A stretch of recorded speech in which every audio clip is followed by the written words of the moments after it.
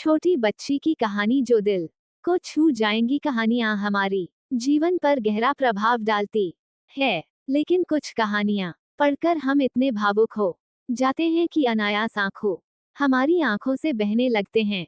वो कहानियां हमारे मन को छू जाती है, मानो हमारी संवेदनाएं जागृत हो जाती है। में ऐसी ही कहानियां हैं जो आपके दिल को छू जाएंगी। एक हॉट सर्जन थे।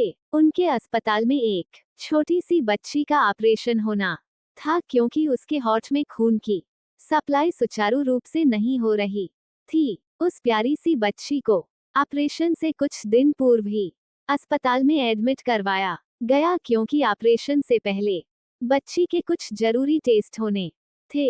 बच्ची बहुत ही खुशमिजाज स्वभाव की थी, इसलिए बहुत जल्दी वहां की नर्सों और डॉक्टरों के साथ घुल मिल गई थे। ऑपरेशन से पहले जिन डॉक्टर साहब ने उसका ऑपरेशन करना था, वह उससे मिले और उसे समझाने लगे कि तुमको बिल्कुल भी डरना नहीं है, सब कुछ ठीक होगा। बच्ची ने उत्तर दिया कि डॉक्टर अंकल, मुझे बिल्कुल डर नहीं लग रहा, क्योंकि मेरी माँ कहती है कि बच्चों के दिल में भगवान रहते हैं। मेरी माँ प्रतिदिन मेरे लिए प्रार्थना करती है और मुझ से भी करवाती है। मुझे ईश्वर पर विश्वास है, लेकिन जब आप मेरा ऑपरेशन करें तो देखना कि ईश्वर कैसे दिखते हैं, फिर आप मुझे बताना। बच्ची की प्यारी प्यारी बातें सुनकर डॉक्टर साहब मुस्कुरा कर चले गए। ऑपरेशन करते समय हॉट सर्जन ने देखा कि बच्ची के दिल में तो खून बिल्कुल नहीं है, उन्हें बचा पाना मुश्किल है। डॉक्टर साहब को तभी बच्ची की कही हुई बात याद आ गई कि आप मेरे दिल में देखना कि ईश्वर कैसे दिखते हैं।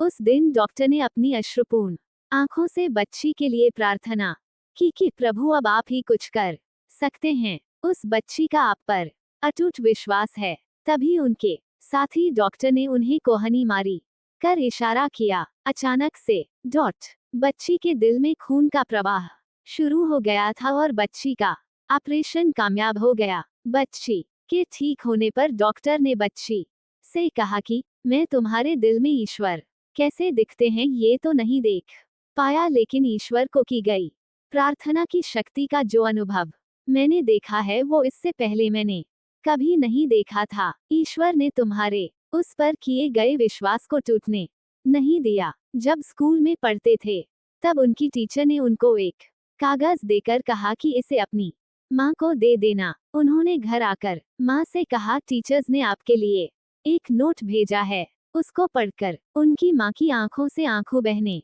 लगे। उन्होंने माँ से पूछा कि इसमें ऐसा क्या लिखा है जो आप इतना भावुक हो गए। उनकी माँ ने खुद को संभालते हुए कहा कि तुम्हारी टीचर्स ने लिखा है कि आपका पुत्र बहुत ही बुद्धिमान और प्रतिभाशाली है। इसे पढ़ाने के लिए हमारे पास काबिल शिक्षक नहीं है, इसलिए कृपया कल से इसे स्कूल मत भेजें, घर पर ही पढ़ाएं। माँ ने उन्हें तब घर पर ही पढ़ाना शुरू किया। कालांतर में वह एक महान वैज्ञानिक बन गए। उन्होंने इलेक्ट्रिक बल्ब और फोनोग्राफ का आविष्कार कर लिया था। उनकी माँ इस दुनिया से विदा ले चुकी थी। एक दिन उनको अपने घर की एक अलमारी में वही कागज मिला जो उनकी टीचर ने बहुत साल पहले उनको दिया था। आज वह कागज पढ़कर उनको आंखों से अविरल अश्रुओं की धारा बह रही थी और वह कागज हाथ में लिए घंटों रोते रहे। उस कागज पर उनकी टीचर ने लिखा था कि आपका पुत्र बौद्धिक रूप से कमजोर है, इसलिए इसे कल से स्कूल मत भेजे। थॉमस एल्वा एडिसन ने अपनी जीवनी में लिखा कि एक महान माँ ने बौद्धिक रूप से कमजोर बच्चे को सदी का वैज्ञानिक बना दिया।